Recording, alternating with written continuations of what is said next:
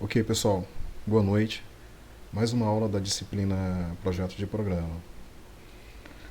Pessoal, na aula passada nós tivemos uma breve introdução da linguagem Java, certo? Isso. Ok. E aí eu pedi para que vocês aproveitassem o final de semana para instalar o JDK e também instalar o Eclipse. Vocês conseguiram?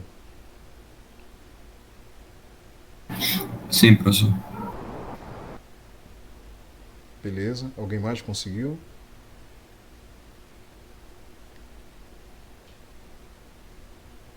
Muito importante, pessoal. Muito importante instalar o JDK, instalar o Eclipse, ou seja, preparar o ambiente de estudo, né, o ambiente de desenvolvimento. Beleza. Então tudo bem. Então tá ótimo. Vou continuar, né? Na aula de hoje o assunto Java, certo? E na aula de hoje vocês já vão implementar alguns exemplos de código, de é, programação, né, orientada a objeto, ok? Então vou fazer o seguinte, vou compartilhar aqui minha tela. Por isso que é importante ter, né, o JDK e o Eclipse já instalado.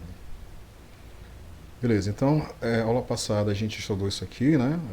Essa parte, vamos dizer assim, introdutória da tecnologia Java. E na aula de hoje eu vou continuar. A gente vai estudar um pouco mais sobre Java, onde eu vou é, trazer para vocês alguns elementos básicos da linguagem Java, que são elementos que a gente precisa saber, né, trabalhar com eles para que a gente possa aprender projetos de programa. Então vamos lá. Essa tabela ela apresenta os tipos de dados primitivos da linguagem Java. Observem aqui, ó. Deixa eu acionar aqui o laser. Pronto. Aqui, ó. Tipo primitivo. Observem os tipos de dados da linguagem Java. Boolean, char, byte, short, int, long, float, double, void. São os mesmos tipos de dados que a gente encontra na linguagem C, né? Ok? Então isso aqui não é novidade para vocês. Nessa coluna aqui a gente observa a quantidade de bits que cada tipo utiliza. Nessa outra coluna aqui a gente observa a faixa de valores correspondentes a cada tipo de dado. Ok? E essa coluna aqui, essa última coluna, ela é bem importante, que é a coluna classe. Né? Ela mostra as classes, as classes correspondentes aos tipos primitivos. Então aqui tem a classe Boolean, correspondente ao tipo, né, o tipo Boolean, a classe Character, correspondente à classe char, a classe Byte, né, correspondente ao tipo primitivo Byte, a classe Short, correspondente ao tipo primitivo Short, a classe Integer correspondente ao tipo Int, certo? A classe long correspondente ao tipo long, a classe float correspondente ao tipo float, a classe double correspondente ao tipo double e void. Mas para que servem essas classes aqui? Por que é importante saber a respeito dessas classes? Porque elas são usadas para permitir que a gente possa, quando eu falo a gente, eu me refiro a nós programadores, que a gente possa manipular dados correspondentes aos tipos. Né? Ah, Dentre essas manipulações de dados, uma manipulação muito importante que normalmente a gente faz com bastante frequência é a convenção de tipos. Por exemplo, eu tenho eu tenho um dado cujo tipo dele é int e eu quero converter esse dado para um tipo string, por exemplo, tipo char, um tipo cadeia de caracteres. Eu posso usar um método da classe Integer que me fornece suporte para isso. Eu tenho um tipo string e eu quero converter para um tipo integer. Novamente, eu posso usar um método da classe Integer que fornece suporte a fazer esse tipo de conversão de string para int, ou de string para float, ou de string para double, ou de int para double, certo? Trabalhar com essas convenções. Mais para frente eu vou mostrar para vocês exemplos de como nós podemos usar, né, esse tipo de classe para manipular dados, dados cujo tipo primitivo, né, um tipo de primitivo correspondente. Nessa outra tabela aqui a gente consegue observar os operadores da linguagem Java. Aqui tem a categoria de operadores, né? Então tem a categoria de atribuição, incremento, decremento, atribuição e, matemáticas, igualdade, relacionais, lógicos, unário. Os meus operadores que a gente normalmente encontra em diversas linguagens de programação, e a gente percebe que a sintaxe é a mesma sintaxe na linguagem C. Então aqui tem o operador de atribuição. Por exemplo, A recebe 3. Eu estou guardando 3 na variável A. Né? B recebe A. A variável B vai receber o valor guardado na variável A. C recebe X. Observe que X aqui está entre aspas simples. Então, eu estou guardando aqui nessa variável C, na verdade, o caractere X, né? Estou guardando aqui nessa variável C. Certo? E aqui tem os operadores de incremento e decremento, mais incremento, menos decremento.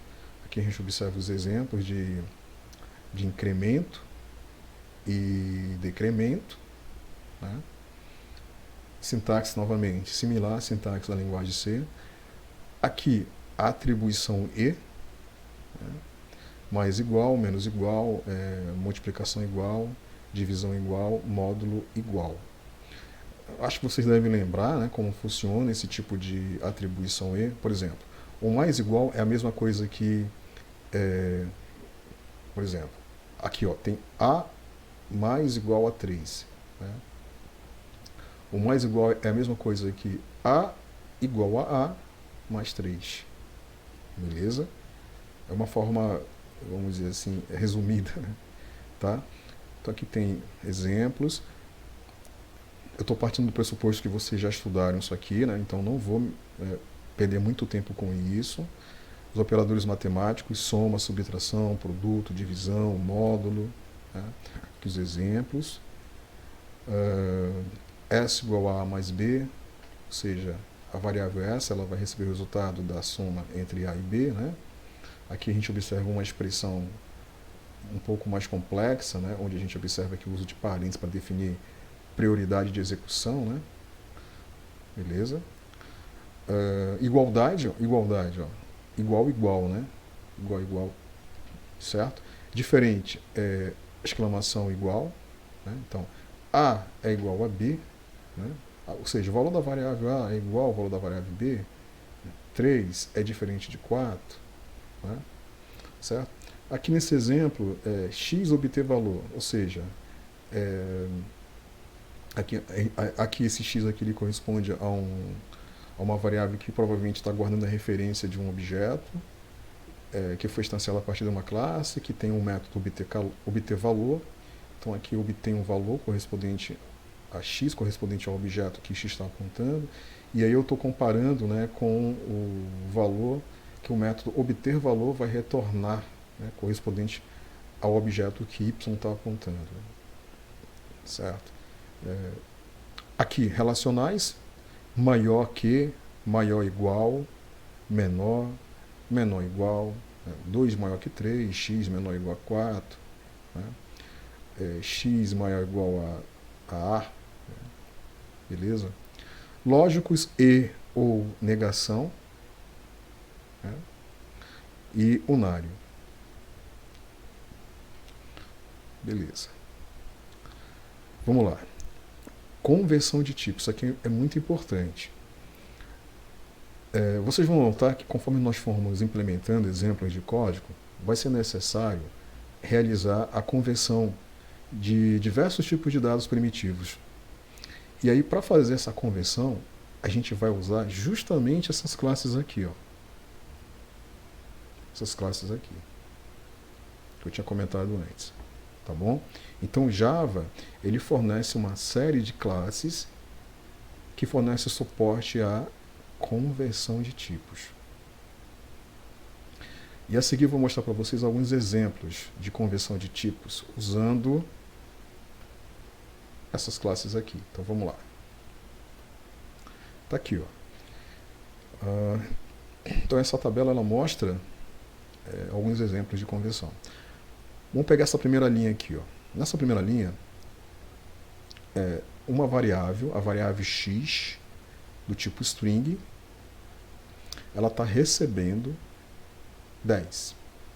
Quando a gente observa 10, a gente pensa assim, cara, peraí, a variável x está recebendo um valor numérico 10?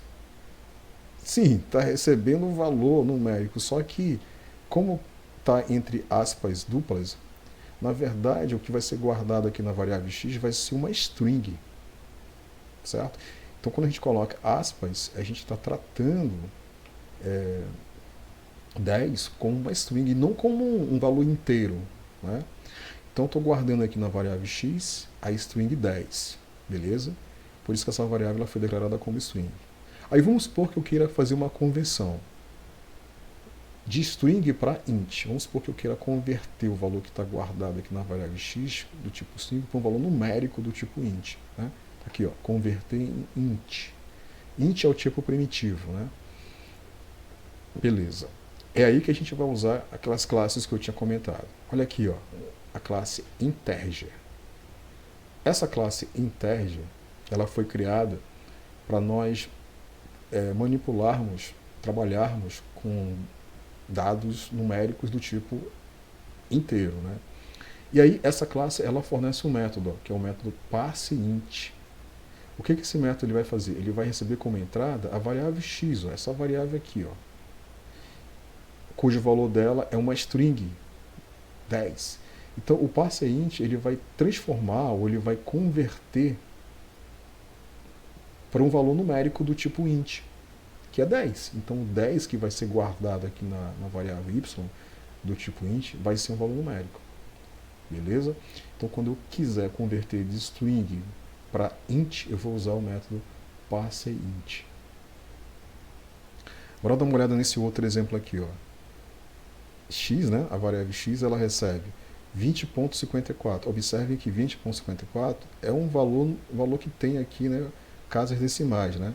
No entanto, está entre aspas. Se está entre aspas duplas, significa o quê? Que isso aqui é uma string. Eu estou guardando aqui na variável x, né, que é do tipo string, beleza. Aí vamos supor que eu queira converter para float, para um valor numérico. Então, para isso eu vou usar uma outra classe, a classe float. E o método parseFloat, que vai receber como argumento de entrada a variável x, cujo valor dela atual é 20.54, e aí ela vai converter para float, e o resultado vai ser guardado aqui nessa variável y. O resultado vai ser 20.54. Só que 20.54 numérico, do tipo float. Beleza? A mesma coisa para double. Então aqui, ó, eu tenho uma variável, a variável x, que recebe a string 20.54, e aí eu vou usar a classe double e o método parseDouble para converter para double, o valor da variável x. E o resultado eu guardo aqui na variável y do tipo double, cujo valor é 20.54. Agora vamos supor que eu declarei aqui uma variável int, ó, do tipo int, e eu guardo nela um valor numérico, 10. X recebe 10. Vamos supor que eu queira converter para string, né? Então, para isso eu vou usar uma outra classe, a classe string. E vou chamar o método valueOf, que vai receber como argumento de entrada a variável x, cujo valor atual dela é 10, valor numérico. E aí, o resultado, né, vai ser o quê? O resultado vai ser a conversão, né, por uma string. Então, y vai receber 10, mais 10 string. Ok? A mesma coisa para float, para double. Né? Nós podemos fazer essa conversão usando a classe string, especialmente o método valueOf. Certo? Aqui, ó, essas três últimas linhas aqui, elas mostram uma forma diferente de trabalhar com conversão de tipos, que a gente chama de fazer um cast. Observem aqui, ó. Aqui, né, a variável x do tipo int, ela recebe 10. Beleza. Aí vamos supor que eu queira converter para float. E eu quero fazer essa conversão sem usar a classe float, eu quero usar um cast. Então tá aqui, ó. Olha só que interessante, ó. A variável y do tipo float, ela vai receber o cast de x para float. Observem, eu coloquei entre parênteses float antes de x. Estou dizendo o seguinte, ó, eu quero converter, né, o valor da variável x para float. E o resultado eu vou guardar na variável y, do tipo float. Certo? Agora, eu tenho aqui x igual a 10.5. X, olha o tipo, float. E eu quero converter agora para int. Então, a minha variável y, ela é agora do tipo int, e ela vai receber o resultado desse cast aqui. Então, como eu quero converter para int, né, eu coloco aqui, ó, entre parênteses, int. Beleza? E aí vai ser guardado aqui na variável y o valor numérico correspondente, né? Int. Aqui a gente já observa x recebe 10 do tipo int e eu quero converter para double. Então vou colocar aqui double, né, na frente do x, vou converter, vou fazer um cast e o resultado vai ser guardado aqui na variável y. Essa operação de cast, ela é muito importante, porque nós podemos usar para fazer conversões de tipo envolvendo tipos primitivos, e também nós podemos fazer conversão de tipos de objetos. Sério, tipo de objetos. Isso a gente vai ver mais para frente. Eu posso fazer casts envolvendo tipos de objetos ou classes de objetos. E a gente vai ver isso mais para frente quando nós estudarmos polimorfismo, um outro conceito importante. Ok? Beleza, então aqui nós vimos conversões de tipos em Java, usando tipos primitivos e as classes correspondentes. Um outro elemento básico da linguagem Java importante, outros elementos básicos que a gente precisa aprender, é trabalhar com entrada e saída, ou I/O. Né? Nós já aprendemos a usar uma ferramenta, vamos dizer assim, de suporte à saída, que é o comando println, ou o método println, que ele corresponde ao printf que vocês aprenderam lá em C. Então o println ele é usado para imprimir na tela, né? Imprimir no terminal. Nesse exemplo aqui, ó, ele recebe, né, como argumento essa string. Né? Então imprime, né, sem saltar linha. Ok? Aqui tem um outro exemplo de println, que recebe uma string. Aqui, ó, a gente observa o println ele recebendo uma string e uma variável concatenada. Esse mais aqui, o que ele vai fazer? Ele vai pegar o valor, né, da variável que está armazenado aqui nessa variável valor, né, e vai concatenar com essa string. Certo? E aí o println imprime, né, mostra o resultado, ou o valor. Aqui a gente observa que a variável x ela está sendo concatenada com essa primeira string aqui e concatenada com essa segunda string aqui. Ó. E aí o resultado dessa concatenação vai ser imprimido, né, pelo println. Aqui nesse outro exemplo, tem duas variáveis, a variável x e a variável y. Né? A variável x está sendo concatenada com essa primeira string, com essa segunda string aqui, né? E a variável y sendo concatenada com essa última string. Aí o resultado da concatenação vai ser printado na tela também. Nesse outro exemplo, o println está printando o valor da variável x. Aqui a gente observa que existe um valor que tem casas decimais, então é interessante colocar esse f aqui, ó, finalzinho, para indicar que esse valor corresponde a um valor que possui casas decimais, né? Beleza, então isso aqui é uma forma de nós mostrarmos a saída de um programa. E a gente imprime essa saída no terminal ou no console do Eclipse IDE, certo? E entrada?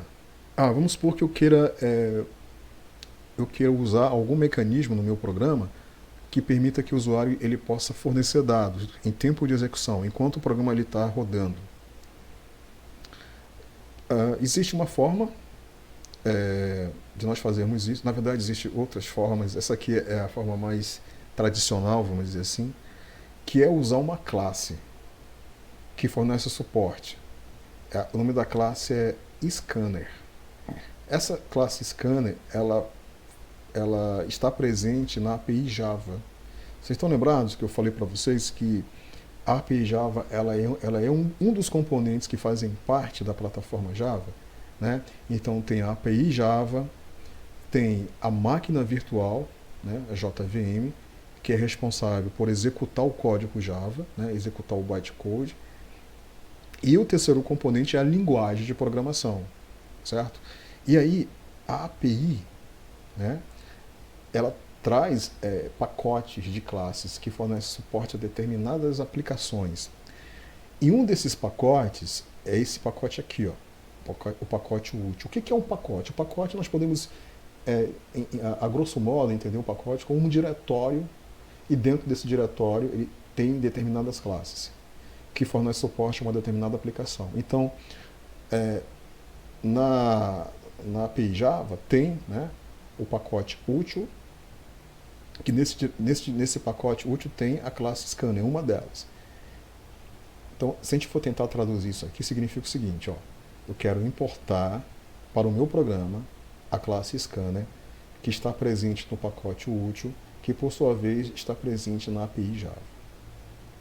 Beleza? Tá, mas para que serve essa classe Scanner? Então, eu vou usá-la nesse exemplo de código aqui para permitir que o usuário possa fornecer dados, digitar dados no terminal. Então vamos lá. Para isso eu implementei aqui uma classe que eu chamei de básico scanner. Aqui eu estou definindo o início da classe, aqui o fim da classe. Essa classe implementa o método main. E aí observe, ó, primeira linha aqui do método main. O que eu estou fazendo aqui nessa primeira linha aqui, ó? Eu estou instanciando a classe Scanner. Estou instanciando essa classe aqui, usando esse comando aqui, o comando new. Estão lembrados do comando new? Esse comando new... Diga lá. Nada não, professor, só ia confirmar que eu lembro. Beleza. Esse comando new, ele é usado para instanciar a classe. Em outras palavras, criar um objeto a partir da classe, certo? Então aqui, ó, eu vou usar o comando new para eu instanciar a classe Scanner, chamando o método construtor da classe Scanner. A gente vai ter aula só sobre método construtor. Mas por que o nome é método construtor? Ele é um método especial porque ele é usado para construir um objeto. É um método que permite que a gente possa instanciar, né, a classe, criar um objeto a partir dele. Isso que é chamado de método construtor. Toda classe ela tem um método construtor, certo? Então aqui nós estamos usando o método construtor da classe Scanner. E esse método construtor está recebendo aqui, eu estou vendo aqui, um argumento de entrada, ó, system.in. Esse system.in ele está dizendo o seguinte, ó, eu quero instanciar um objeto da classe Scanner que vai ser usado para entrada de dados. E aí esse objeto, quando ele é criado, né, quando a classe é instanciada, vocês devem lembrar que ele passa a ocupar uma região da memória. Estão lembrados disso? E ele recebe um endereço, que chama de referência. Então é através desse endereço que esse objeto ele pode ser usado pelo programa. Então eu preciso guardar esse endereço em uma variável, que é essa variável aqui, ó, a variável scanner, né? Do tipo scanner. Por que do tipo scanner? Porque é uma variável que vai guardar a referência de um objeto que foi criado a partir da classe scanner, por isso que o tipo é scanner. Tá? Essa variável ela vai ser usada mais para frente. Na sequência, o println, que vai imprimir no terminal. Digite o nome. Então, a seguinte mensagem, né? Digite o nome. Para o usuário digitar o nome dele. Beleza, o usuário vai ter que digitar o nome dele. Tá, mas para o usuário poder digitar o nome dele, aí olha só. Tá vendo aqui a scanner, ó, que a gente tá aqui, ó, que ela foi declarada aqui em cima, que ela está recebendo a referência do objeto. Então, por meio dela, eu vou chamar um método do objeto que foi instanciado, que é o método nextLine. O que esse método ele vai fazer? Tudo que o usuário digitar, esse método ele vai capturar, ele vai obter e vai guardar, né, nessa variável aqui, ó, na variável test str do tipo string. Por que do tipo string? Porque esse método nextLine, tudo que o usuário digitar, ele vai tratar como string, beleza? Ele vai obter como string. E aí, né, vamos supor, Fábio, aí ele vai guardar Fábio aqui nessa variável, test str, do tipo string. Depois, através do println, eu vou dar um print em cima dessa variável para mostrar no terminal ou no console o nome, né, que o usuário digitou. Tá bom?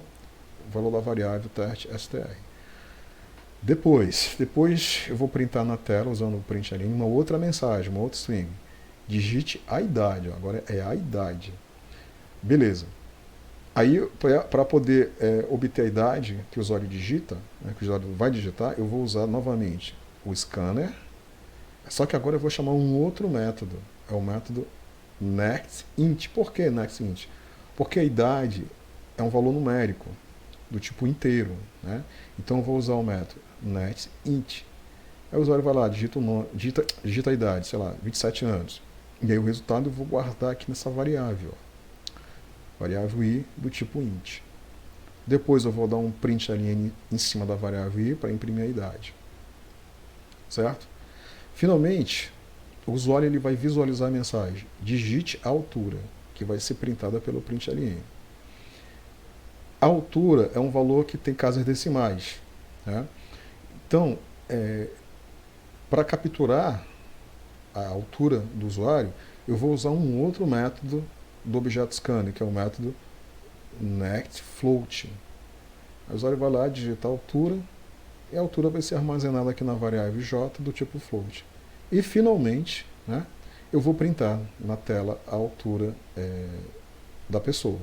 Usando aqui um outro método de print, que é o método printf, que ele é o mesmo método do C, praticamente. Certo? Vai printar na tela, e aí eu posso passar como argumento para o printf essa máscara aqui que eu posso usar para definir a quantidade de casas decimais, né? E a variável j, que é a variável que contém o valor da altura. Beleza? Então, tá aqui, pessoal. É um exemplo que mostra como nós podemos trabalhar com entrada e saída, né? Usando especialmente a classe scanner. Eu, particularmente, eu não sou muito fã dessa abordagem. É uma abordagem via terminal, via shell, né? Eu prefiro trabalhar com caixas de diálogo, né, com telinha, essas coisas, né? Eu acho melhor, na minha opinião. E aí eu vou mostrar para vocês agora como nós podemos trabalhar com essa outra forma, tá bom? Então tem essa primeira opção aqui que eu estou mostrando para vocês, usando o scan, né, a classe scan, usando o println. E agora eu vou mostrar uma outra forma de nós trabalharmos com entrada e saída. Outra coisa. É muito importante que vocês testem isso aqui, né? É muito importante que vocês implementem e testem, tá bom? Por isso que eu perguntei no início da aula se vocês instalaram o JDK, se vocês instalaram o Eclipse, para que vocês possam agora implementar. Agora não, né? Porque eu vou continuar com a aula, mas vou ver se eu separo um tempo aí para vocês implementarem. Então, para implementar isso aqui, basicamente, o que vocês vão fazer? Vocês vão ter que criar um projeto no Eclipse, beleza? Vocês vão ter que criar um projeto. E vocês podem criar um projeto e podem dar um nome para esse projeto, como por exemplo, exemplo 1, certo? E aí nesse exemplo 1 vocês vão criar uma classe. Vocês vão adicionar uma classe. Essa classe ela vai se chamar, ela pode se chamar aqui, ó, básico scanner. E essa classe ela vai ter o método main e vocês vão implementar o método main do jeitinho que está aqui. Beleza? Certo? Então esse é o primeiro exemplo que eu recomendo fortemente que vocês façam, tá? Beleza. Bora agora para uma segunda abordagem de nós trabalharmos com entrada e saída. Nessa abordagem, observem que a gente vai trabalhar com caixinhas de diálogo, ao invés de trabalhar com terminal. Então aqui vocês estão vendo uma caixinha que ela está exibindo aqui essa string, ó. Seu nome é fulano. Ok? Como é que a gente consegue criar uma caixinha como essa aqui? Né? Vocês estão lembrados que eu devo ter falado sobre uma biblioteca de classe chamada Swing, né, um pacote de classe chamada Swing, que fornece um conjunto de classes. Sim, professor. Certo? Isso aí, de suporte à tela, né, de suporte à caixa de diálogo e tal. Então, eu vou ensinar vocês a trabalhar com essa... começar a ensinar vocês a trabalhar com essa biblioteca. Então tá, então essa caixinha aqui, ela foi criada através de um método chamado showMessageDialog. Agora, daqui em diante, pessoal, eu vou usar os termos, né, da programação orientada a objeto. Então, método é um termo, né, importante, é um conceito importante. Vocês devem lembrar que método ele faz parte de uma classe. Né? A classe normalmente ela tem métodos e atributos. Então, eu vou fazer uso de um método, que é o método showMessageDialog. Esse método, ele pertence a uma classe. Né? Qual é a classe? JOptionPane. Então, essa classe JOptionPane, ela implementa um método que é chamado de showMessageDialog. Estou vendo aqui, ó, JOptionPane.showMessageDialog. Então, a classe JOptionPane, né? E o método dela, showMessageDialog, está sendo utilizado para criar essa caixinha aqui, ó. Basicamente, essa caixinha ela vai imprimir na tela a mensagem que eu passar como argumento de entrada, a string que eu passar como argumento de entrada. Beleza? Esse primeiro parâmetro aqui, por enquanto, não se preocupem. O mais importante, por enquanto, é esse segundo parâmetro aqui, que ele recebe a mensagem que eu quero que seja printada aqui em cima. E aí, quando eu clico em OK, essa caixinha ela fecha. Beleza? É tipo um alert que a gente vê bastante em sistemas web, né? Ok, então isso aqui é uma forma de saída, tá bom? Uma forma de nós implementarmos uma saída visual, vamos dizer assim, ao invés de usar terminal. E entrada? Vamos supor que eu queira apresentar para o usuário, né? Eu queira que quando o meu programa rodar, que seja exibido para o usuário uma caixinha de diálogo que permita que esse usuário ele possa fornecer dados ao meu programa. Beleza. Para isso, eu vou usar um outro método, que é o método showInputDialog. Esse método showInputDialog, ele também ele está presente na classe JOptionPane. E aí o resultado da execução desse método showInputDialog é exatamente essa caixinha de diálogo que vocês estão vendo aqui, ó. Que tem uma entrada e dois botões. Um botão OK, né, para confirmar, e um botão Cancel para cancelar. Como é que essa caixinha ela pode ser gerada? Observem aqui a linha de código. Ó. JOptionPane.showInputDialog, ou seja, eu quero criar essa caixinha aqui. Digite a nota. Digite a nota é exatamente a mensagem que eu quero que seja exibida aqui, o label, né? E aí um detalhe muito importante. Tudo que o usuário digita aqui, esse método showInputDialog, ele vai tratar como string. Se o cara digitar aqui 10, vai ser tratado como string. O cara digitar 9.5, 9,5 vai ser tratado como string, certo? Então esse método ele vai recuperar o que o usuário digita aqui como uma string. Por isso aqui, ó, estão vendo aqui, ó, a string. Então essa variável a do tipo string, eu vou armazenar nela tudo que o usuário digitar aqui. E tudo que vai ser armazenado nela vai ser do tipo string. Beleza? Bom, aqui tem um exemplo completinho que ele mostra como nós podemos trabalhar com entrada e saída usando a biblioteca Swing, especialmente usando essas duas formas visuais, né, que eu acabei de mostrar para vocês. Bora entender esse código e aí é um outro exemplo que eu recomendo fortemente que vocês implementem. Então, deixa eu explicar para vocês esse código aqui. Vamos lá. Então, basicamente, vamos lá. Essa primeira linha aqui, ó, o que eu estou fazendo aqui, ó? Eu estou importando para o meu código, né? Eu estou importando uma classe, a classe JOptionPane. Essa classe JOptionPane, ela pertence a um pacote Swing. Olha aí o pacote Swing. Certo? O que é um pacote? Repito, o pacote é como se fosse um diretório, uma pasta que contém classes. Certo? Então, esse pacote aqui chamado Swing, ele contém várias classes, dentre elas a JOptionPane. E aí, esse pacote ele pertence à API Java. Beleza, próxima linha. Próxima linha, eu estou criando uma classe, que eu chamei essa classe de entrada com JOptionPane. Aqui é definir o início da classe e aqui o fim da classe. Essa classe, ela implementa o método main, o método principal. Bora agora entender como o método main foi implementado. Nessa primeira linha aqui, ó, o que está sendo feito aqui? Ó?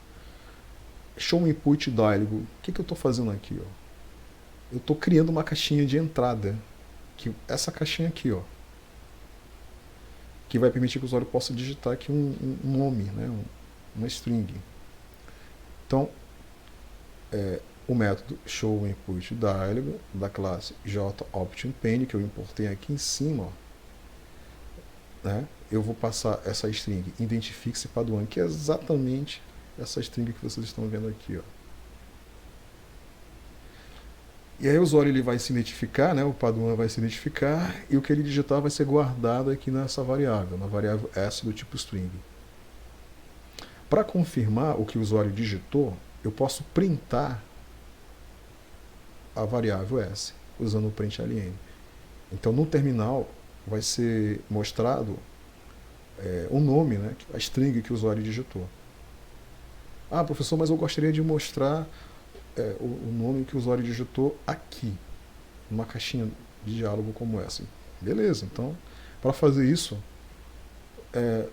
você vai ter que usar o método showLengthDialog da classe JOptionPane, que vai receber como argumento de entrada essa string aqui, ó. Seu nome é concatenada com o valor da variável s, né? Variável s que está aqui, ó, que vai guardar, né, o que o usuário digitar na caixinha de entrada. Beleza? Ok. Na próxima linha, novamente o método showInputDialog da classe JOptionPane ele vai ser usado para que o usuário ele possa fornecer um número inteiro. Tá vendo aqui, ó? Entre com o número inteiro. Poderia ser entre com a sua idade, certo? Aí vem aquele detalhe importante que eu falei para vocês. Vamos supor que o cara chegue aqui e digite, sei lá, 28 anos. 28, né? Valor numérico inteiro, 28. 28 vai ser guardado aqui nessa variável s, que ela originalmente ela foi declarada aqui em cima, ó, né, como string. Beleza, por quê? Porque por mais que eu tenha digitado 28, que é um número, mais o método showInputDialog vai tratar esse cara como string e vai guardar aqui na variável s. Beleza. Vamos supor que eu quisesse realizar alguma operação matemática com a idade, com esse valor numérico, né? Então, para realizar alguma operação matemática, eu vou ter que converter de string para inteiro. Para isso, eu vou usar aquela classe, ó, a classe integer, especialmente o método parseInt, que eu expliquei para vocês antes. Então, o método parseInt vai receber aqui, ó, a variável s, E aí vai converter, né, para inteiro. E o resultado vai ser guardado aqui nessa variável, na variável i do tipo inteiro. Então, se o usuário tiver digitado 28, o método parseInt ele vai converter o 28 string para 28 inteiro, int, valor numérico, que vai ser guardado aqui na variável i. Pode ser feito dessa forma, usando o método parseInt, ou pode ser feito dessa outra forma aqui que vocês estão vendo aqui. Estão vendo aqui? Ou a variável i do tipo int recebe o valor da conversão, né, que vai ser feito nesse caso aqui, essa conversão vai ser feita nesse caso aqui, usando o método construtor da classe interge, que recebe a variável s. E aí vai fazer a conversão e o resultado vai ser guardado aqui na variável i. Tá? Ok. E aí depois eu dou um print em cima da variável i para confirmar. Se eu quiser imprimir na caixinha de diálogo, aí eu vou chamar o método showMessageDialog da classe jOptionPane. Com a string, seu número inteiro é concatenação com o valor da variável i. Beleza? Finalmente, eu vou, através do método showInputDialog da classe jOptionPane, eu vou chamar uma outra caixinha de diálogo onde o usuário vai entrar com um número, né, digitar um número real. Poderia ser, por exemplo, a altura dele. Né? E aí, nessa variável aqui, na variável s, novamente, vai ser guardado o número real que o usuário vai digitar. Para converter para string, eu posso usar o double parse, estão lembrados? Double parse double, ou posso usar isso aqui, new double, que recebe a variável s, né? O resultado dessa conversão eu vou armazenar aqui na variável d do tipo double.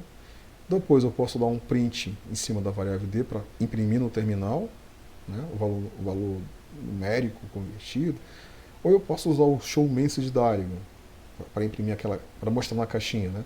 Seu número real é o que? É o valor da variável d, certo? Só que aqui tem um detalhe também, ó. Eu estou usando uma outra classe, ó, a classe string .format. Esse format aqui é um método que me permite formatar o valor que está guardado aqui na variável d. De que forma? Eu quero, né, que o valor seja formatado com 2 casas decimais. Né? 2 casas decimais. Beleza? Então tá aqui um exemplo legal, né, de entrada e saída usando a classe jOptionPane, né? E usando também a classe para fazer conversão de tipos. Isso aqui é bem importante e eu recomendo também que vocês implementem esse exemplo, né, e testem. Imagino que vocês estão ansiosos, né, para implementar e testar, mas eu vou fazer uma proposta para vocês. Ao invés de vocês implementarem isso agora, eu vou passar um exercício para vocês que tem como base esse exemplo. E aí vocês vão tentar desenvolver o exercício usando esse exemplo como base, como modelo, exemplo, tá bom? Vamos mais adiante. Aqui é um exemplo de uma outra caixa de diálogo, um outro tipo de caixa de diálogo que também pode ser criado através do método, através da classe jOptionPane, especialmente através do método showConfirmDialog. Então,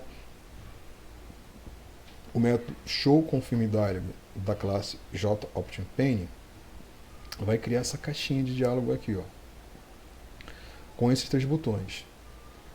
Ou seja, é uma caixinha realmente de confirmação.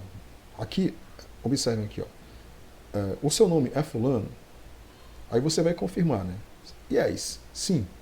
Se você clicar aqui, você vai retornar true. Se você clicar em no, vai retornar false. Se você clicar em cancel, vai retornar nulo, né?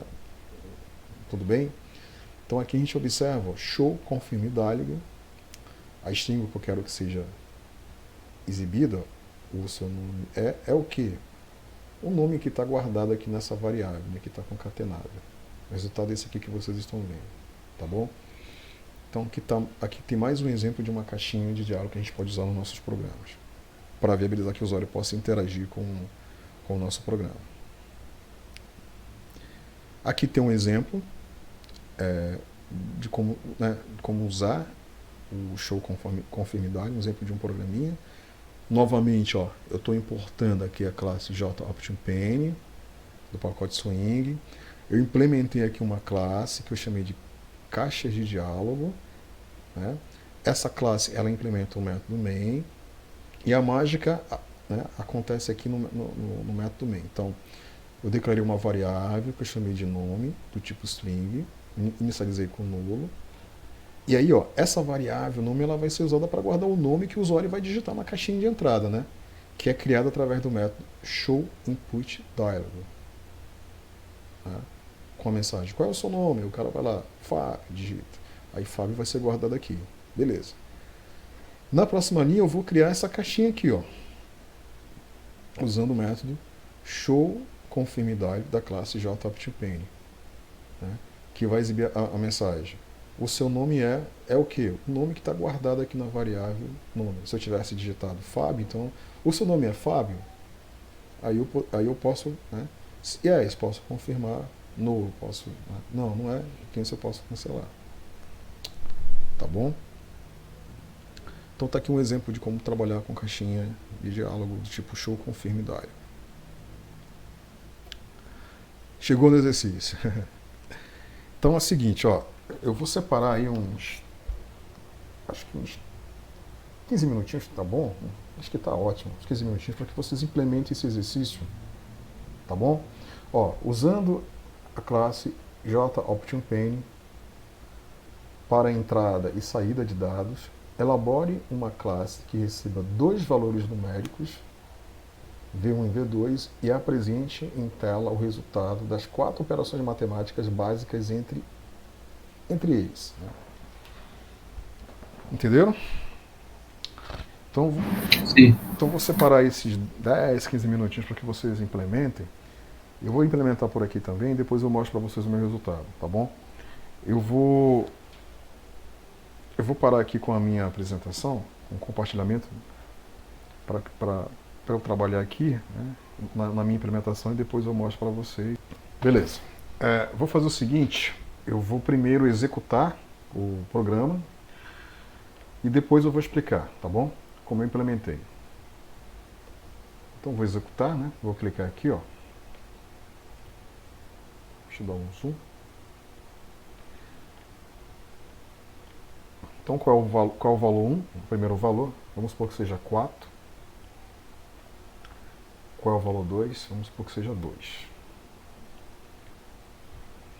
E aí ele mostra, né, nessa caixinha de diálogo, ele mostra o resultado da soma, resultado da subtração, resultado da multiplicação, resultado da divisão. Inclusive com as duas casas decimais. Legal, né? Vou clicar aqui em OK. E aí o programa foi finalizado. Vou explicar para vocês como é que eu cheguei nessa implementação. Vamos lá. A primeira coisa que eu precisei fazer foi criar um projeto. Estão vendo aqui o projeto? Eu chamei de exercício, né? Underline 01. Exercício. Para eu criar um projeto, vocês devem lembrar, né? Quais são os passos. Eu venho aqui, ó, nesse primeiro botão aqui, né? New, projeto Java. Aqui eu vou especificar o nome do projeto. Eu especifiquei como exercício 01. Exercício 01. Né? Exercício underline 01. Observe que ele está reclamando aqui que já existe um projeto. Eu já criei um projeto. Aqui em JRE é importante, vocês devem lembrar, né? Que eu tinha falado que aqui você deve selecionar a versão do JDK, JRE que vocês instalaram na máquina de vocês. Aqui eu estou com a versão 1.8, tá? Na minha máquina. Como eu já criei o projeto, então eu vou cancelar. Aí quando eu crio o projeto, o Eclipse ele vai criar para mim esse diretório aqui, ó, né, exercício 01, vai adicionar para mim, ó, a biblioteca, né, o API, né, correspondente ao JDK que eu instalei. Na minha máquina, como eu já falei, eu tenho instalado o Java SE versão 1.8. Vai criar para mim esse diretório, o diretório src, que aqui dentro é onde vai ficar o código-fonte, os arquivos.java. Então essa é a estrutura do projeto. Beleza, aqui eu criei o projeto. Qual é o próximo passo? Criar classe. Né? Então, para criar classe, eu vou vir aqui, class, né? Aqui eu vou especificar o nome da classe. Eu chamei a classe de principal porque esse meu programa ele tem apenas uma classe, né? Que é a classe principal, que implementa o método main. Então o nome que eu dei foi principal. Ó, como eu já criei, ele está reclamando. Ó. O tipo já existe. Né? Então eu já criei, né? Então cancel aqui. Quando eu criei, está aqui. Ó. O Eclipse ele cria para mim um arquivo chamado principal, que é o nome da classe, né? Que eu criei, beleza? E aí, aqui, ó, no editor de código eu posso começar a trabalhar. E está aqui o meu código.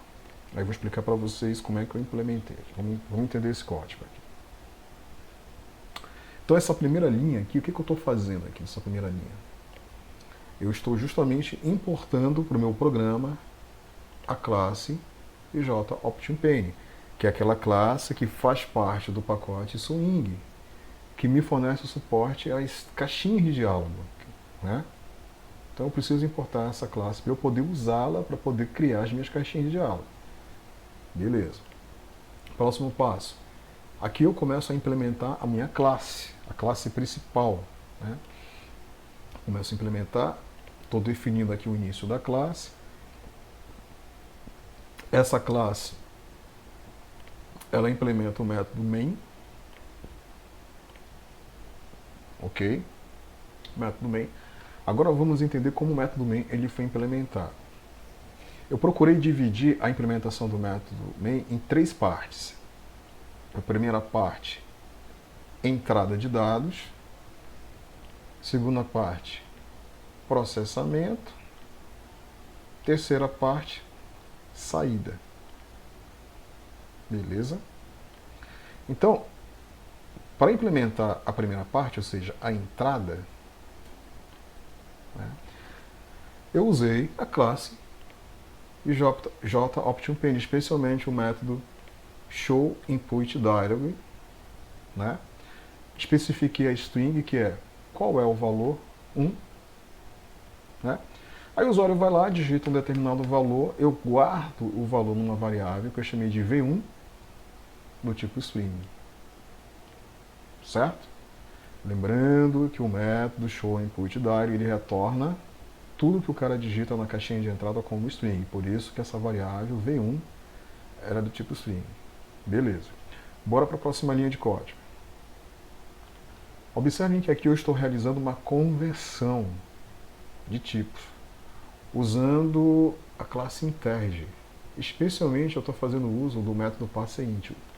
Ou seja, eu estou convertendo o valor armazenado na variável v1, que é um tipo string, para um valor numérico do tipo int, que vai ser guardado aqui na variável i do tipo int. Por que eu tive que fazer essa conversão? Porque eu vou realizar cálculos, né? Eu vou precisar trabalhar com valores numéricos para poder realizar o cálculo, as operações. Então, não dá para fazer isso usando string. Eu tive que converter para int para poder fazer a operação, né? Poder realizar as operações, tá bom? A mesma coisa para obter o segundo valor. A mesma lógica se repete aqui. Então, novamente, uso o método putDialog para o usuário digitar qual é o valor 2, guarda aqui numa variável que eu chamei de v2, do tipo string, né? O valor que o usuário digita. Depois eu faço a conversão usando o método parseInt. Então eu vou converter a variável v2, o valor dela, para um valor inteiro e vou guardar nessa variável aqui, ó, variável n, do tipo int. Beleza. Nesse bloco aqui é onde eu implemento o processamento. E o processamento é muito simples, né? Basicamente o que eu estou fazendo aqui, ó? Eu estou implementando a operação de soma, subtração, multiplicação e divisão. Estou guardando em variáveis correspondentes os resultados das operações. Então, por exemplo, o resultado da soma, da operação de soma, eu guardo aqui na variável que eu chamei de resultado soma. Né? O resultado da subtração eu guardo aqui na variável que eu chamei de resultado subtração. E assim sucessivamente para as outras operações. Né?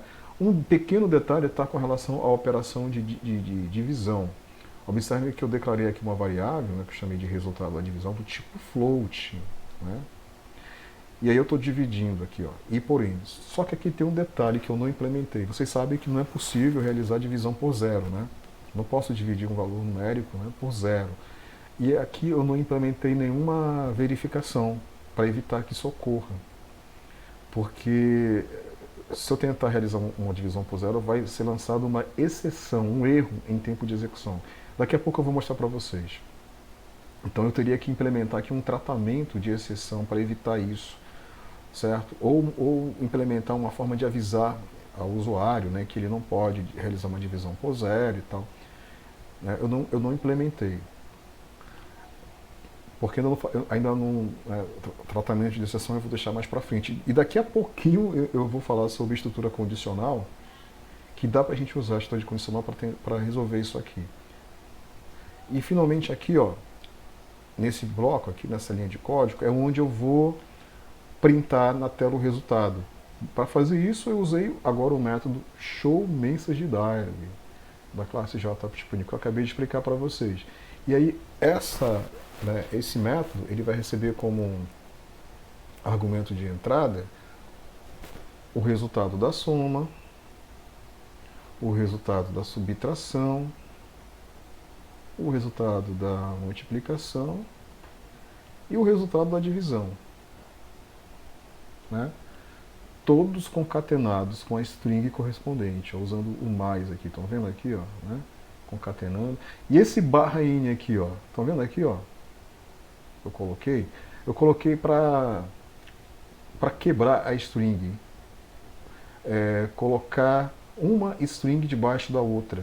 Se eu não tivesse colocado esse barra n, ia ser mostrado uma string longa, uma linha longa, que ficaria ruim a visualização. Então, para deixar mais bonitinho, eu quebrei a string usando barra n, aqui, conforme vocês estão vendo, né? Colocando um debaixo do outro. Usei a classe string, especialmente o método format, para colocar aqui, ó, o número de casas decimais, né? Que eu quero que seja exibido em relação ao resultado da divisão. Tá bom? É isso, né? Nada muito complicado. Eu vou agora executar novamente o código, o programa, né? Vou clicar aqui para executar. E vou fazer eu vou forçar um erro aqui, ó. Opa.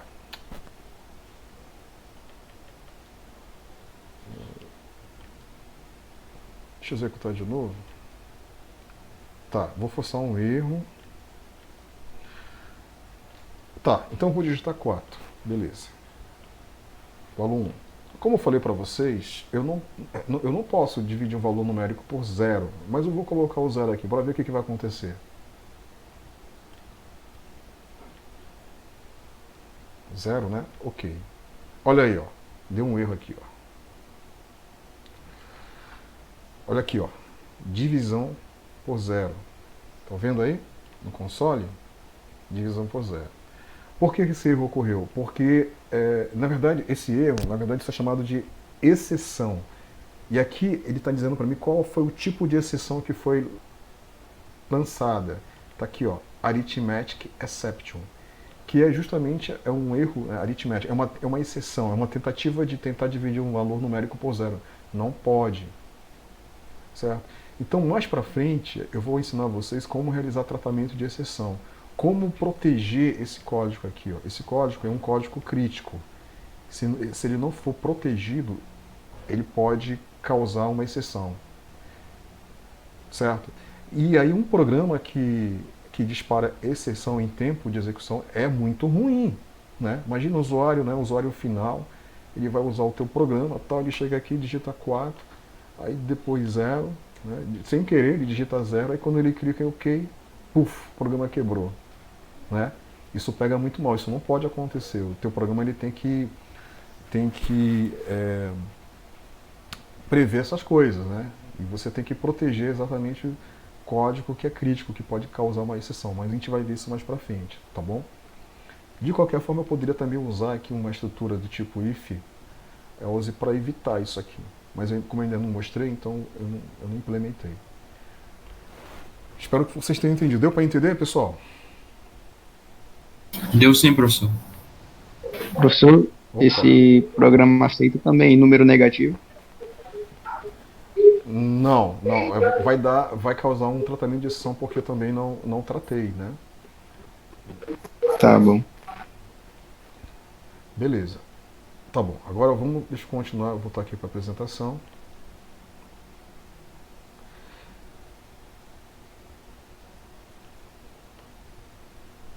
Então tá aí, o nosso primeiro exercício, o primeiro desafio. Continuando a nossa aula sobre elementos básicos do Java, bora partir agora para as estruturas de controle. Quais são as estruturas de controle que a gente normalmente utiliza? Vocês aprenderam, né?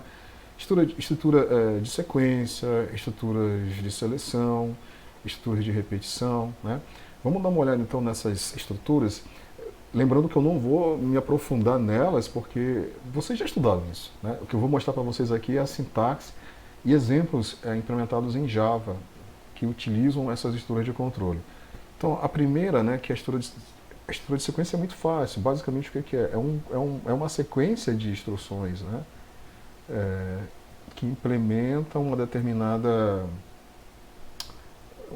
fluxo, uma determinada lógica, né? Deixa eu passar um slide. E aí a gente observa aqui a estrutura de seleção, o if. Observem que a sintaxe é muito parecida com a sintaxe da linguagem C. Não tem mistério aqui, eu tenho o if, a estrutura de condição, ou estrutura de teste. Aqui eu delimito o início do if e aqui o fim. E aqui a gente observa duas linhas que estão atreladas a esse if. Essas duas linhas só serão executadas se essa condição for verdadeira. Beleza? Tranquilo. Aqui a gente observa um exemplo que mostra if else. Né? Então, se essa condição for verdadeira, então eu vou executar esse print aqui. Se não, vai ser executado esse outro print aqui, certo? Ou seja, se essa condição se ela não for verdadeira, né, o fluxo de execução vem para cá, né, vem para o else, e esse print ln ele vai ser executado. Observe que a sintaxe é a mesma sintaxe da linguagem C. Né? If, defino o início do if, defino o fim do if, depois o else, o início do else e o fim do else, e as linhas de códigos que estão atreladas a cada um deles. Não tem mistério. Aqui eu estou mostrando um exemplo Java, né? Bem legal, porque é um exemplo que ele faz uso, inclusive, da classe JOptionPane. Eu vou explicar para vocês aqui, depois vocês testam, tá bom? Então, aqui, ó, eu tenho a importação da classe JOptionPane. Né? O nome da classe que eu implementei, eu chamei de if. Início da classe, fim da classe. Essa classe implementa o método main. Né? E aí, bora ver a mágica que foi implementada aqui no método main. Bom, primeira coisa, essa linha aqui. Ó. O que essa linha vai fazer? Ela vai, através do método showInputDialog da classe JOptionPane, vai criar uma caixinha de diálogo de entrada para que o usuário ele possa fornecer, né, uma resposta. Então aqui, ó, forneça a sua resposta, sim ou não. Então o usuário ele vai chegar lá e vai digitar sim ou não. O que ele digitar vai ser guardado aqui nessa variável resposta do tipo string. E aí deixa eu mostrar uma novidade para vocês. Aqui eu estou mostrando exatamente o emprego do if. Né? Então, se essa condição for verdadeira, então essa linha aqui vai ser executada. O que essa linha vai fazer? Através do showMessageDialog, da classe JOptionPane, vai ser criada uma caixinha que vai mostrar para o usuário a seguinte string. a sua resposta foi sim. Beleza. Se não, olha o else aqui, novamente, essa linha aqui vai ser executada e vai ser exibida a mensagem para o usuário. A sua resposta foi não, usando o show message dialog. Beleza. Onde é que está a novidade aqui? Está aqui, essa novidade aqui. Resposta.equals. O que significa isso aqui? Vamos lá. Observem que resposta, o que é resposta? Está aqui resposta, é uma variável do tipo string. Olha o tipo dela, string, a classe, né, a classe dessa variável é string. Então, a classe string ela fornece vários métodos para manipulação de strings. Dentre eles, a classe string fornece o método equals, que ele é usado para fazer comparação entre strings. Então, como a variável resposta é do tipo string, eu posso fazer isso aqui, resposta.equals. Então, eu estou chamando o método equals, que pertence à classe string, que é a classe da variável resposta, para comparar, né, comparar com a string sim, o conteúdo da variável resposta. Beleza? Então, se resposta for igual a sim, então vai ser impresso a mensagem. Sua resposta foi sim, usando o show message dialog. Se não, sua resposta foi não. É isso. Bem simples, né? Um exemplo da utilização do if e else. E aqui embaixo, vocês estão vendo uma linha que é o system.exit0. O que significa isso aqui? Isso aqui é um comando que a gente pode usar para deixar explícito a máquina virtual que a gente deseja que esse programa ele seja encerrado, que o sistema encerre esse programa, tá bom? Então tá aqui, usando if else. Além do if else, eu imagino que vocês devem ter aprendido também o switch. Professor, Oi. eu tenho uma dúvida lá no if do else. Se, por exemplo, se o usuário, por um acaso, digitar sim com S maiúsculo, É case eu sensitivo. teria que modificar. Ele detecta. Ele detecta. Ele não detecta, no caso, né? Detecta? Ele diferencia. Ele diferencia, né? Se o cara digitar um S com letra maiúscula, para ele é diferente, entendeu? Aí eu teria que colocar aqui, né, por exemplo, um operador lógico do tipo OR, né, ou, né, e aí colocaria resposta.equals, e aí entre parênteses sim com S maiúsculo, né, no início. É uma forma. Né? Sim. Ele é case sensitivo. Ok? E tem como, sem mexer no parâmetro do Echoes, tem como, sem Não. mexer no parâmetro dele? Não? Não? Tá bom. Não. Beleza, vamos lá para o switch. O switch, vocês devem lembrar do switch, né? Vocês aprenderam também lá em C, que é uma forma mais elegante de nós trabalharmos com o if else. Né? Quando a gente precisa implementar uma sequência de if else, né, que de acordo com uma determinada condição vai ser executado um determinado bloco de código, a gente chama isso até de máquina de estado. Não é muito elegante a gente fazer isso usando if else. Vamos supor que tem vários blocos que deverão ser executados de acordo com uma determinada condição. Se a gente fazer isso com if else, não fica legal, não fica bonito. Assim, Bom, uma forma de contornar isso é usando o switch. Então tá aqui o switch, ó. Sintaxe também similar à da linguagem C, né? Então tá aqui o switch, aqui eu defino o início do switch e aqui o fim do switch, usando chaves, né? Então, de acordo com o valor da variável x aqui, né, de acordo com o parâmetro do switch, um determinado case vai ser executado. O case ele se refere a um bloco de código, se refere a um determinado número de linhas que vão ser executadas. Então, por exemplo, se o valor de x for 1, significa que o case 1 deve ser executado. E aí ele vai executar essas duas linhas aqui e vai break, né, e vai sair, né, do switch. Beleza? Se o valor de x for 2, esse caso aqui vai ser executado. E aí ele vai decrementar, né, a variável x e vai dar um break. Se o valor de x não for 1 e nem 2, vai ser executado o defull aqui, né, o valor defull que vai inicializar a variável x com 0. Tá bom? Então aqui é a sintaxe Java de nós trabalharmos com switch. Repito, eu imagino que isso aqui vocês já estudaram, né, em si. Eu estou só relembrando e mostrando a sintaxe em Java. Aqui eu implementei um exemplo em Java, um exemplo um pouquinho mais completo da utilização do switch. A ideia desse programa é a seguinte: o usuário ele vai digitar um valor numérico, um valor inteiro, entre 1 e 7, e aí o programinha vai exibir o nome da semana, o dia da semana. Né, o dia da semana. Então, para isso, eu estou importando aqui, ó, a classe JOptionPin novamente. Aqui eu implementei uma classe chamada switchCase. Essa classe ela implementa o método main. E aí, na sequência, através do método showInputDialog, da classe JOptionPin, o usuário ele vai poder digitar um número entre 1 e 7. Eu esqueci de colocar aqui entre 1 e 7, né? Mas beleza, entre 1 e 7. Aí o cara vai lá, digita um valor numérico, que ele vai ser tratado como string, lembrando, né? E aí vai ser guardado aqui na variável, chamada dia da semana, do tipo string. E aí, através do método parseInt, a gente vai converter, né, para inteiro, guarda aqui na variável i, do tipo int, o valor, né, convertido para inteiro. Beleza. Aqui, uma variável chamada extenso, ela foi declarada, tipo string, foi inicializada com 0, é uma variável que vai guardar o nome da semana correspondente.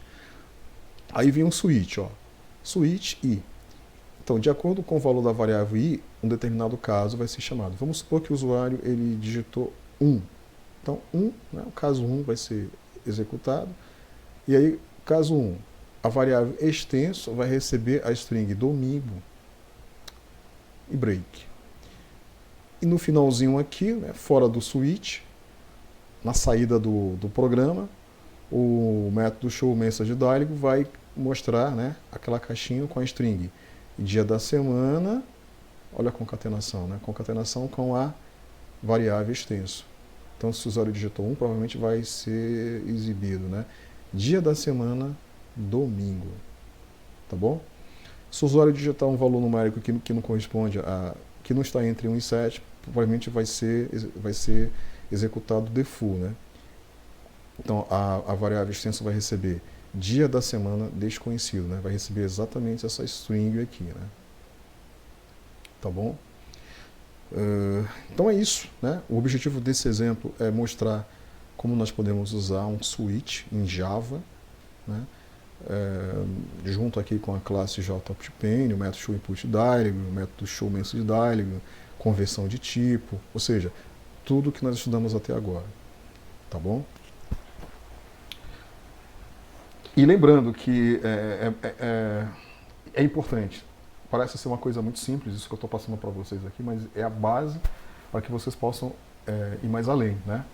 Então a gente vai gradativamente, a gente vai, né, aumentando o grau de complexidade.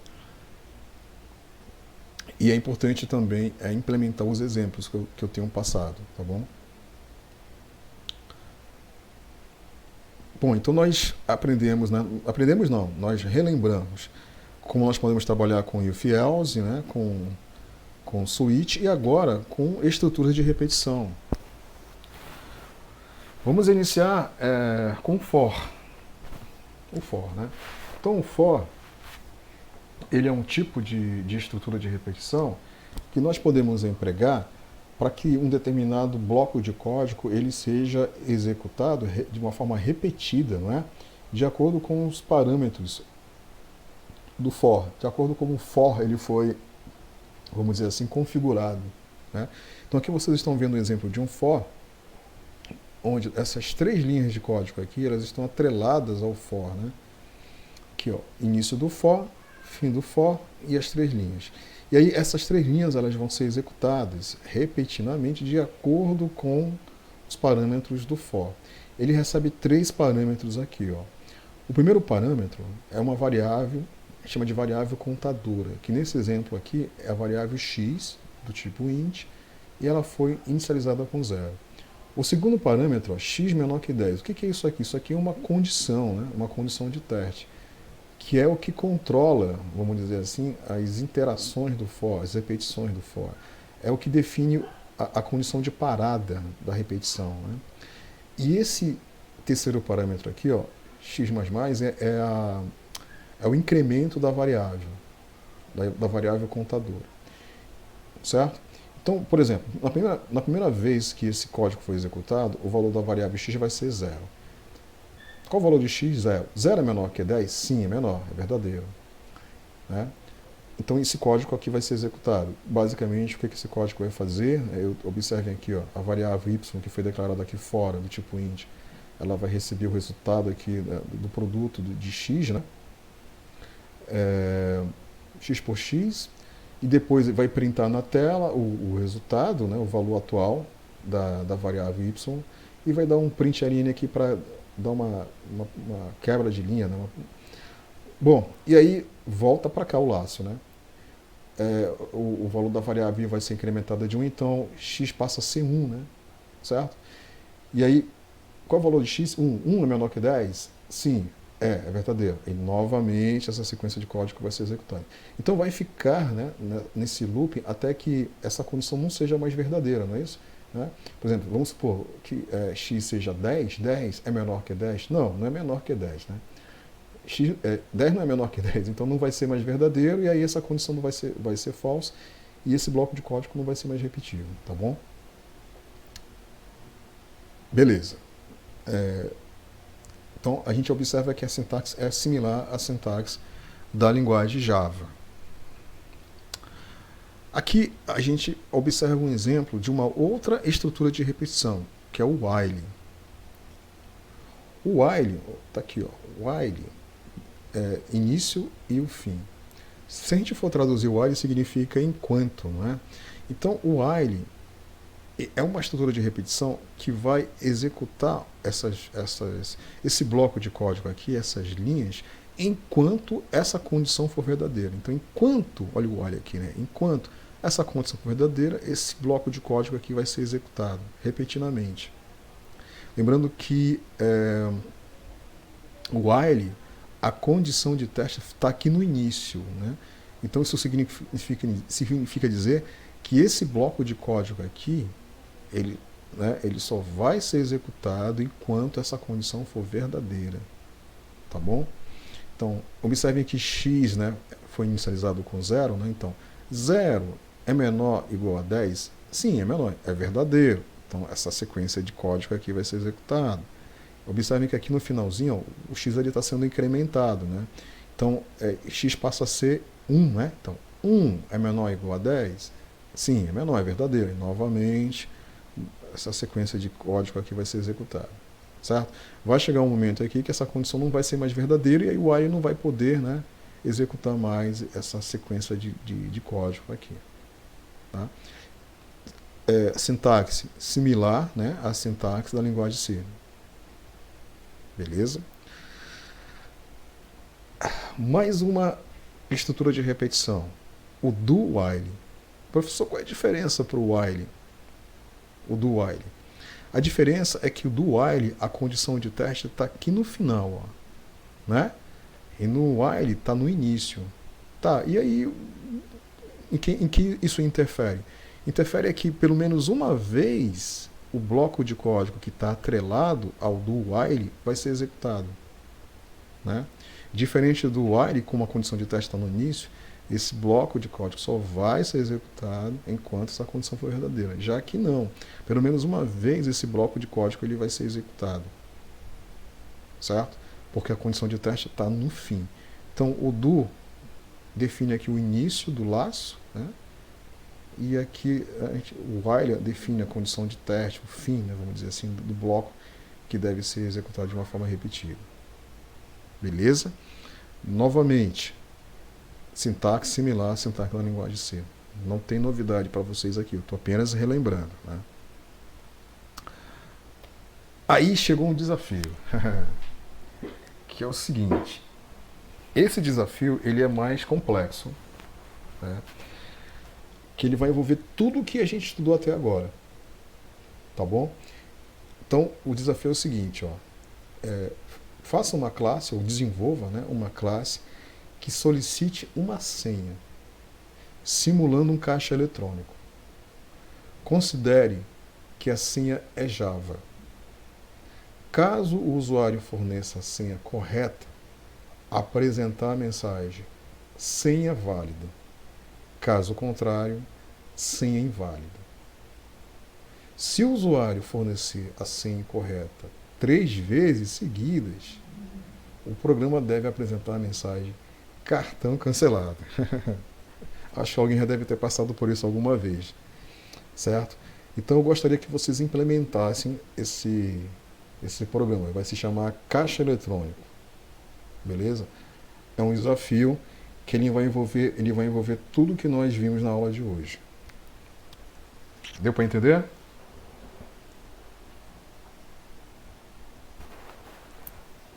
Sim, professor. Beleza. Vocês vão implementar, eu vou implementar e depois eu vou mostrar para vocês a minha solução. Mas é muito importante que vocês implementem, né? E como é um exercício mais complexo que vai envolver o que vocês aprenderam sobre Java, né? Eu acho que valeria muito a pena que essa atividade ficasse como uma atividade para que vocês façam com calma, porque vocês vão precisar rever, né, a aula e usar o que vocês aprenderam na aula de hoje para implementar esse desafio. Eu vou deixar isso aqui como uma atividade para que vocês possam fazer em casa, com calma, e na próxima aula eu apresento para vocês a minha solução, mas eu gostaria muito que vocês também me mostrassem o que vocês fizeram para eu dar uma olhada. Pode ser? Beleza, professor. Beleza então, pessoal. Pode ser, professor. Pode ser? Vocês concordam? Sim, professor. Tá. Eu vou fazer o seguinte então. Eu vou, mais tarde, eu vou colocar lá no grupo o vídeo dessa aula, né? Aí vocês vão poder rever. E aí, olha, é muito importante vocês tentem desenvolver isso aqui, porque é sério, esse desafio aqui vai envolver tudo isso aqui, ó, que a gente viu. Então, é uma forma de vocês praticarem, né, tudo que a gente viu na aula de hoje, tá bom? E eu quero ver muito isso aí. Quero que vocês me mostrem na próxima aula o que vocês conseguiram fazer. Sussa, professor. Beleza. Bom, alguma dúvida, pessoal? Estou à disposição agora para tirar dúvida.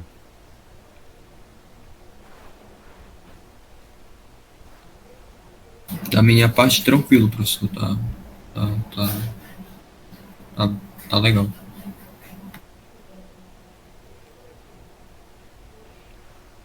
Todo mundo tranquilo, então? Alguém tem alguma dúvida? Alguma coisa não ficou clara? Valeu, André. Fechou então, pessoal. Então, eu vou parar por aqui. É o tempo que eu vou ter. Vou aproveitar então esse resto de aula aí para fazer uma edição aqui na aula de hoje, fazer uma montagem e depois eu coloco a aula lá no grupo para vocês reverem. Fechou então, tá bom? Beleza, professor. Beleza, professor. O slide também o senhor vai disponibilizar ou ele não? Também. Também? Também. Beleza. Tá bom. Então, fechou, professor. Tá bom. Boa noite. Boa noite, então. Boa noite, pessoal. Boa noite, professor. Bom.